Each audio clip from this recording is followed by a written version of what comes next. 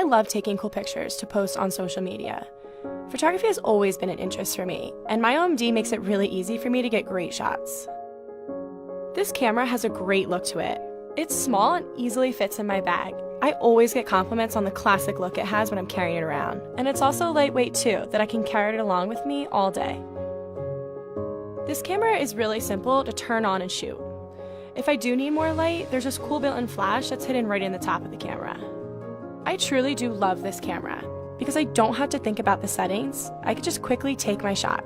And auto mode picks those settings for me. It sees my subject, the scene, the light, and it picks the right settings so I capture perfect shots. My selfies are even super easy to grab with the image stabilization built right in.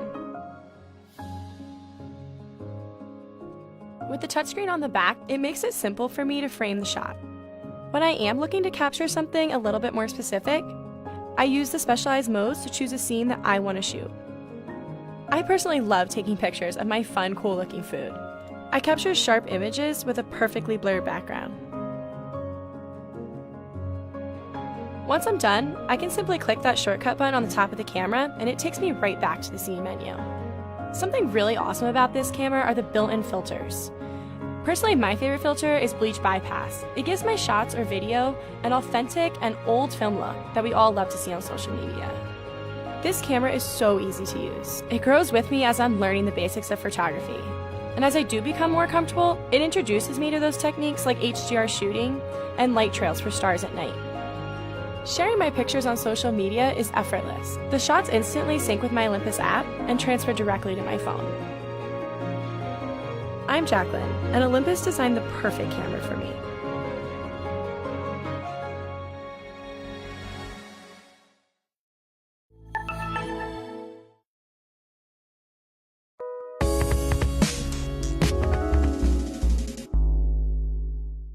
Hello, I'm Dan Bracaglia, writer and editor at Digital Photography Review, and I'm standing on the beach in Golden Gardens, Seattle with the Fujifilm X-T10. We just finished reviewing this camera and thought it'd be nice to come back out to a spot where I did quite a bit of the field testing with it to share some final thoughts. The camera itself looks a lot like a traditional film SLR, but don't be mistaken.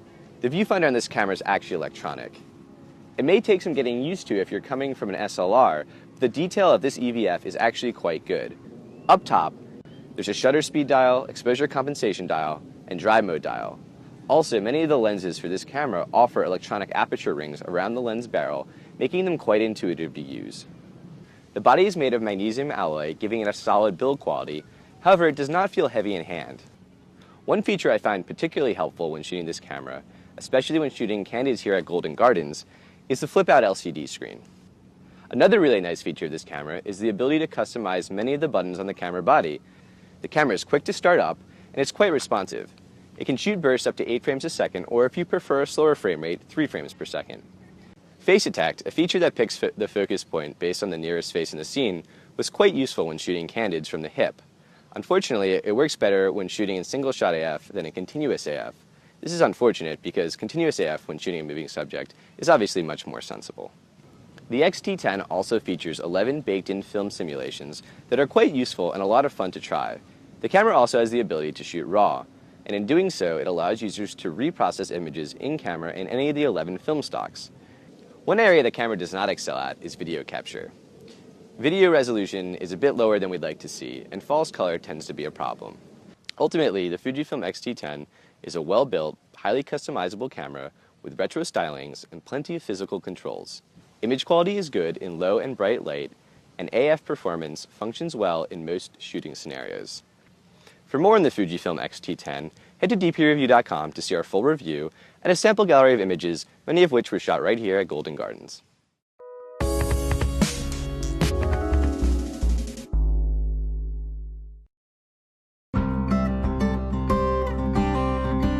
In today's field test, we're heading into the desert of far west Texas to meet up with Theron Humphrey and his dog, Maddie. Along the way, we'll be shooting around the towns of Marfa and Terlingua, and taking off-road vehicles into Big Bend National Park to camp. We'll be getting hands-on experience in a range of different shooting situations to find out how well Sony's new flagship A7R Mark II performs in this unique and beautiful part of America.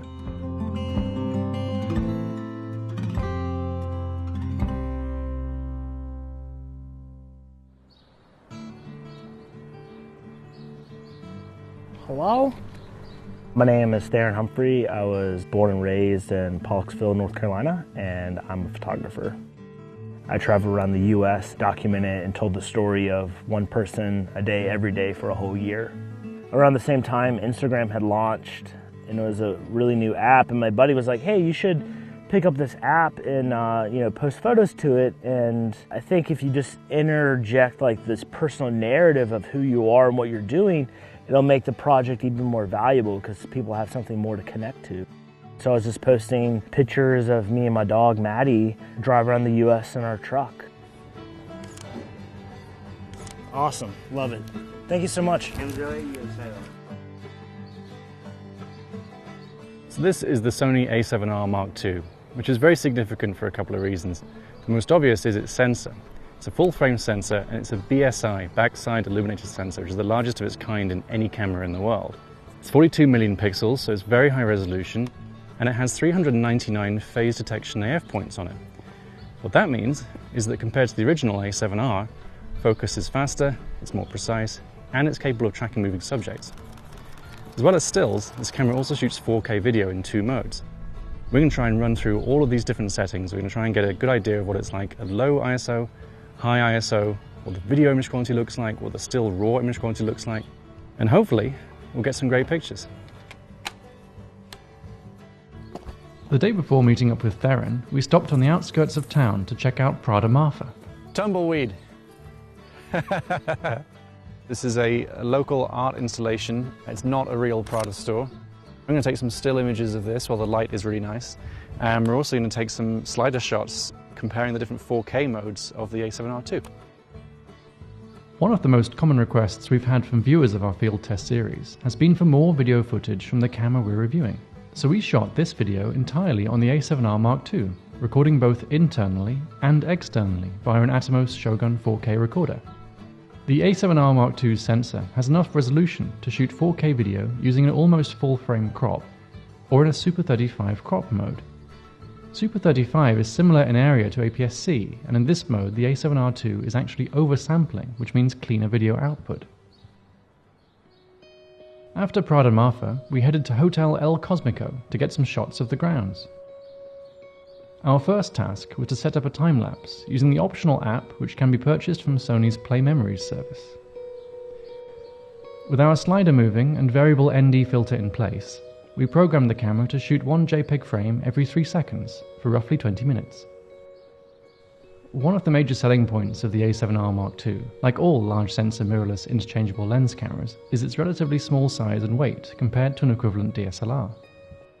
Shooting at sunset gave us the opportunity to test the A7R Mark II's dynamic range in RAW mode. Images from the 42 megapixel sensor are stunningly detailed, but as we've come to expect, there's also huge latitude for exposure adjustment.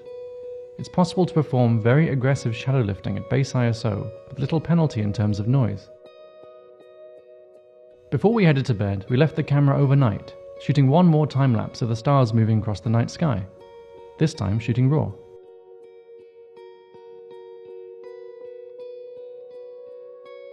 The next morning, we headed into downtown Marfa to rendezvous with Theron and Maddie before leaving for the desert.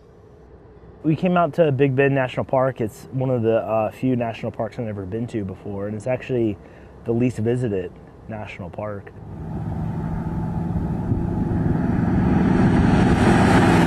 All right, Theron, so we've pulled off the road just ahead of our campsite. We're sort of heading out there. There's a picture you want to take, right? As we were driving down the dirt road at 20 miles an hour, there's all this dust that was following us, and it was like blanketing onto the desert landscape. And with the light coming through, it's just inspiring, worth stopping and checking it out. Whoa! Really went for it. Yeah. Oh, here we go.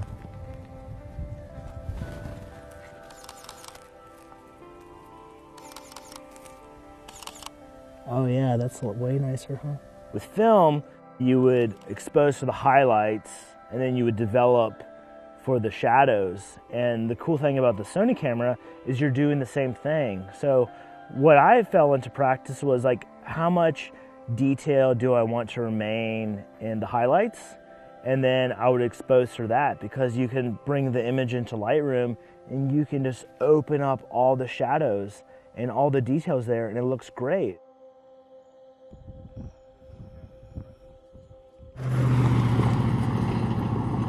One thing that has really impressed us in our studio testing is the A7R Mark II's low light abilities. The autofocus system remains impressively responsive and very accurate in even very low light, even moonlight, as we found out when camping in the desert. Now last night was the eclipse and we missed that because of cloud coverage. We just caught the very end of it. But the moon just came up and it's incredibly big. So we're going to try and get a couple of shots off the roof of the truck here with the 70-200mm. 200mm is not as long as we need it to be, ideally, but we can use the extra resolution in the camera sensor to crop right down.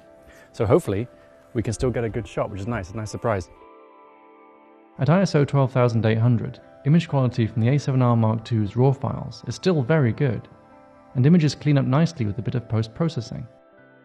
This kind of flexibility is highly impressive and still unusual from a mirrorless system.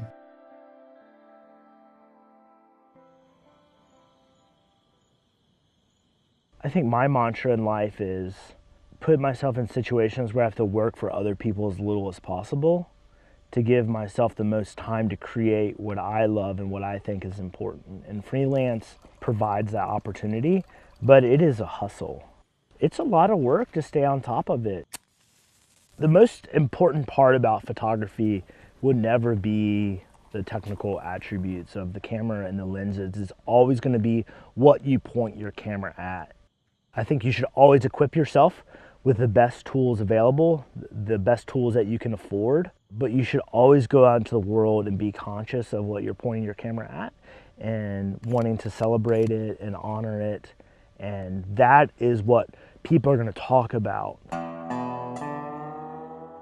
After packing up our camp, we headed off into the far reaches of the park's southern border to brave both the heat and the frankly reckless driving of our director, a native Texan himself.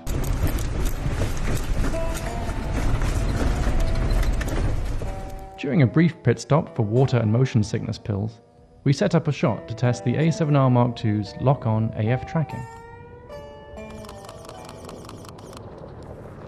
One thing I feel like was really important was having him turn his headlights on the Jeep, just so he pops off the landscape a little bit more. But it's a fun test, and the subject tracking worked actually pretty amazingly well for that.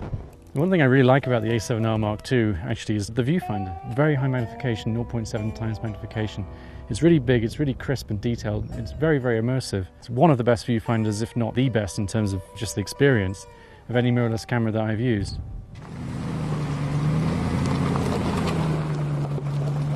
I definitely wouldn't come here in June or July. I mean, it was pretty much the end of September and it was still pretty dang hot in the day. But man, come sunset, it's just like the world just becomes this most epic, beautiful, humbling place ever. Oh, the sun's so good now, let's do this.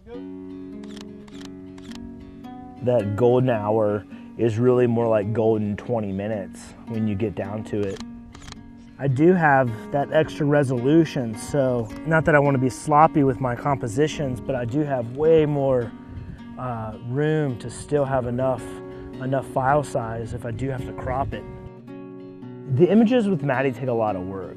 You know, shooting her for 5 years definitely has made it easier because I know what facial expressions I like, and I know how to get her excited, and I know her limits as well.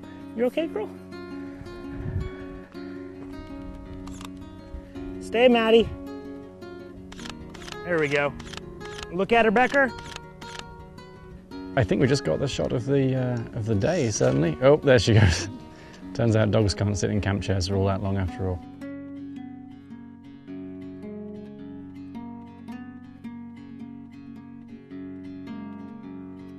I've enjoyed shooting with the A7R Mark II the past few days. It's had a few features that I didn't think were going to be that important, but I've really come to enjoy. First is the tilting, articulating rear screen. I mean, it's great for shooting low. And the other one is the electronic viewfinder. I really love being able to see the exposure through the viewfinder. But you know, what I'm most impressed with is the dynamic range and the megapixels.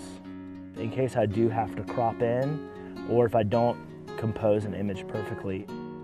I was pretty hesitant to get into the f4 lenses, but I think in the end, I'm gonna be Happy for the size trade-off on those. And then when I really do need to blow out the background, you got the 35 1.4, which is just like phenomenal lens. Overall, like I really do like the camera, and I'm gonna shoot with it a lot, and I'm pumped to have it in my quiver. We said our goodbyes to Theron and Maddie and headed back to Marfa to take a few more shots. So we've come out to the train tracks just outside of Marfa. We had the most amazing sunset. We shot a few pictures earlier on. The sun's gone down now, but the light is just absolutely gorgeous. It's a little bit too dark now to shoot handheld, really. It'd be risky. So we switched to a tripod, and we're just going to shoot down these train tracks here right into what's left of the sunset. If we use electronic first curtain shutter, we're already using a tripod here and self-timer. We'll be able to eliminate all causes of vibration, so we'll get the absolute maximum out of the sensor's resolution. And the only reason I'm taking 3 is just to eliminate any chance of random vibrations at all through these, hopefully not through these tracks, because that would mean a train's coming, but through the ground.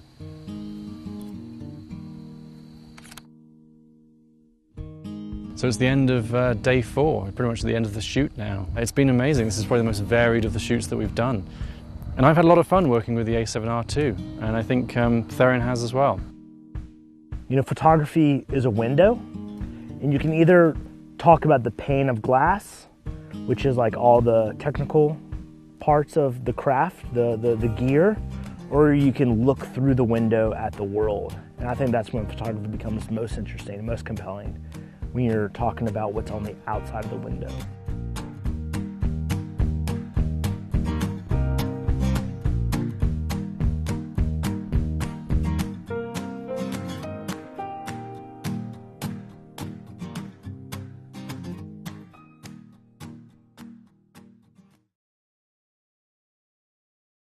I'm Barney, from DP Review, and I'm here with Ray Acevedo from Olympus. So Ray, why don't you just talk about yourself for a minute? What do you do at Olympus?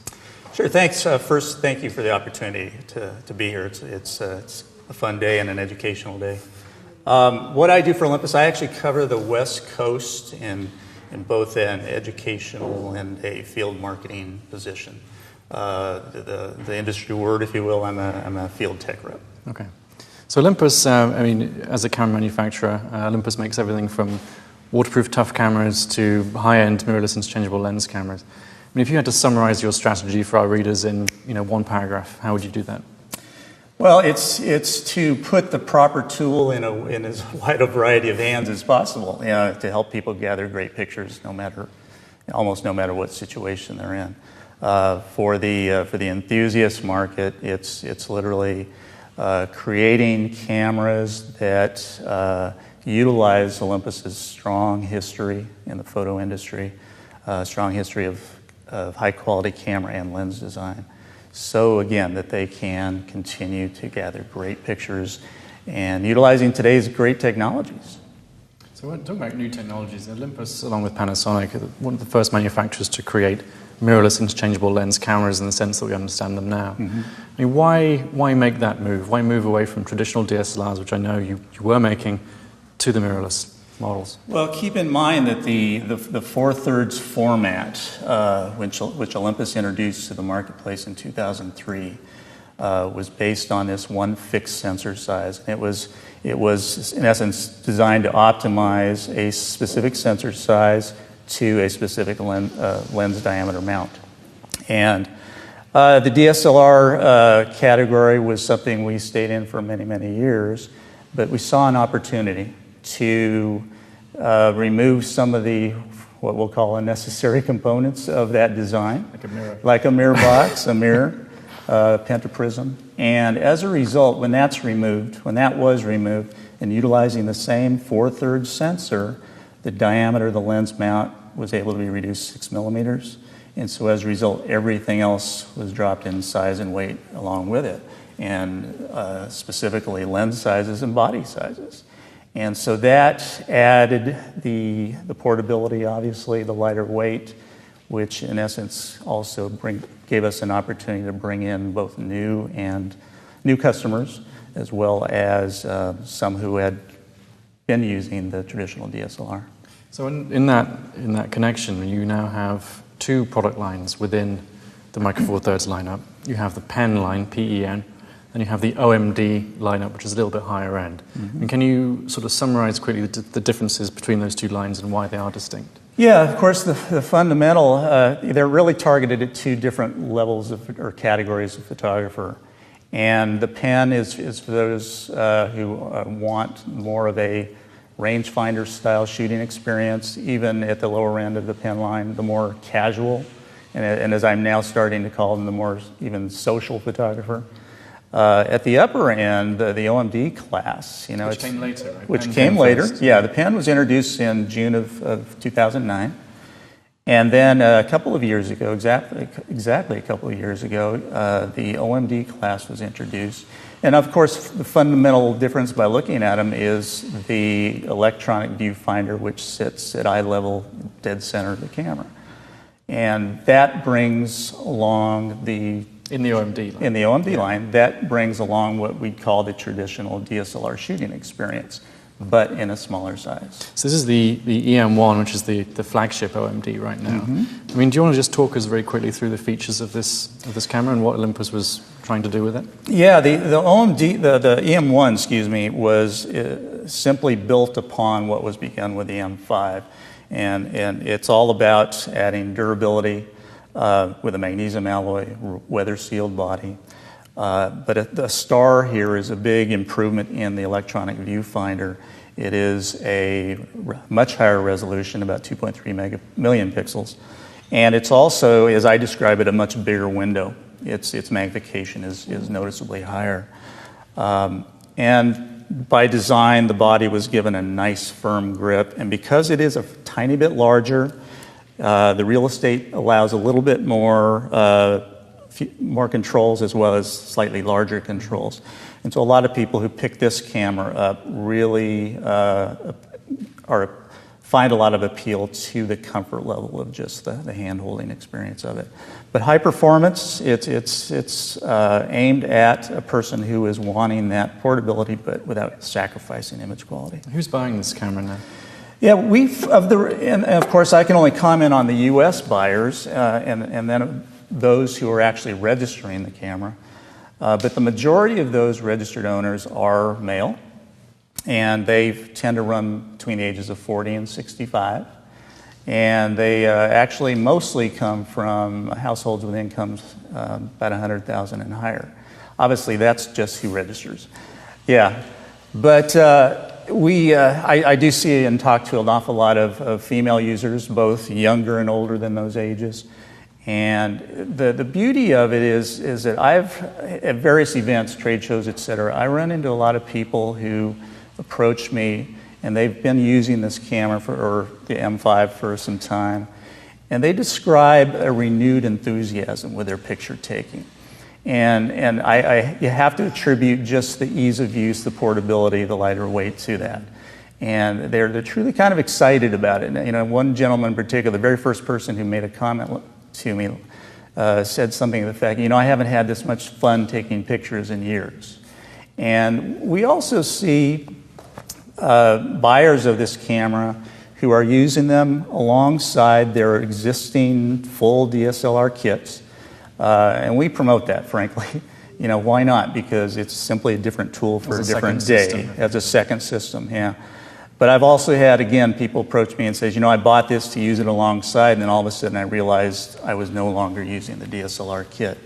So it seems to be working, and it's obviously been extremely successful for Olympus. How big is the performance gap, do you think, these days between DSLR and mirrorless of the kind that you're making in the EM1? Yeah, it's actually relatively narrow for most users, and I have to say most users. There is still, for most of the mirrorless cameras and the OMD cameras, there is still a difference in favor of the high-performance DSLR for extreme fast follow focusing for high-end sports shooters. Focus accuracy and predictive tracking, things like that. Yeah, and it can do it. I mean, I do many sports with the M1 at the maximum 6.5 frames that it can do for follow focus, and it gives me, it's the first OMD camera that's given me, 90+% keep rate. And then at the absolute highest ISOs, you know, most users tend to agree anywhere between 3200 and 6400 is the very acceptable rate. Or speed, if people need to go over that, then there's raw shooting and there's software to improve that. But frankly, those are the only two key differences that most users may find important. So this is the EPL7, which is one of the pen range cameras. This was launched recently. Yeah. If you had to quickly summarize the differences between this product and the OM line, the EM1 specifically, what would you tell people? Yeah, the PL7 is actually a very, very fully featured camera in the pen line, probably one of the most fully featured. And yes, many people often compare it internally, its features internally, to the OMD EM10 camera. But fundamentally, this has got, in paying attention to the social sharing marketplace out there and photographer out there, we've installed a few features on it and tools on that which will appeal to that level user. Of course, one of them simply being the articulating screen that goes all the way down so that your hand's not blocking it, a flash isn't blocking it, etc. And selfie screen. It's a selfie screen. Let's call it what it is. That's a feature, and whether you use that or not, it's there. And then, of course, the built-in Wi-Fi, which is a part of two of our OMD class cameras, and then, of course, this make it a very easy, quick sharing job. So a smartphone user can look at this camera and integrate it with their workflow if that's their main primary camera initially. Yeah, and again, the idea is that so-called social photographer is as many pictures as they and others are shooting these days. It simply gives them, an opportunity to up the quality of their pictures dramatically. And as you know, has been said already this morning, you know, just the types of picture taking, the variety of lenses, etc., can improve that over what you can get with smartphones. And the very quick and ease of connecting to your smart device and uploading that is for me like a 2 to 3 minute process. So you're not just making cameras, obviously making lenses too. I mean, we have the new lens here, and if you want to show that off, I mean, this is what is this lens? What's the focal length range of this? Yeah, this is our brand new and coming very soon our second lens in our pro level class for the OMD lineup and pen lineup. This is the 40 to 150 2.8, a lens that yes we'd announced earlier, but is finally coming to shipping very soon. And what this does, along with its little brother, if you will, the 12 to 40 2.8, both constant zoom lenses, they give the higher end user, even the professional user, a complement of coverage, in this case an equivalent 24 to 300 millimeters in two small size lenses. And that again is the byproduct of the Micro Four Thirds design, is high performance, smaller size and weight. Now Olympus of course has a very, very long history in high quality optics, going back decades. And some people are calling this one of the best ever zoom lenses we have ever made, and so far the testing seems to show that. So there's always demand for new lenses, especially for what are still relatively new systems, like Micro Four Thirds. I mean, what are people asking for, and what are you working on? Well, first off, I'll say what's been announced, and next year we will see two lenses that are highly anticipated in this same pro class. A 7 to 14 2.8 zoom, which again gives you exceptional wide coverage. I know again a gentleman previously was talking about his desire for a 17 or 18 millimeter focal length. David, one of the photographers we spoke to in a previous panel. Right. This lens coming will give us that, and we've made that focal length before in an f4 version for our 4/3 class. The other lens will be a very long fixed 300 millimeter at f4. So again, 4 lenses that are 2 of them are already out, 2 of them coming next year, which create a class of coverage for that discriminating and professional user. All good news for the OMD customers out there. Yeah, and on the other end, who's to say? But I occasionally get requests for just even faster primes. I've had a long-standing wish for something in the 10 or 11 fast prime. But again, the holes will be filled appropriately. I'm confident of that. So just quickly in the final couple of minutes, I mean, you've been making mirrorless cameras now for as long as anyone, pretty much, apart from Panasonic.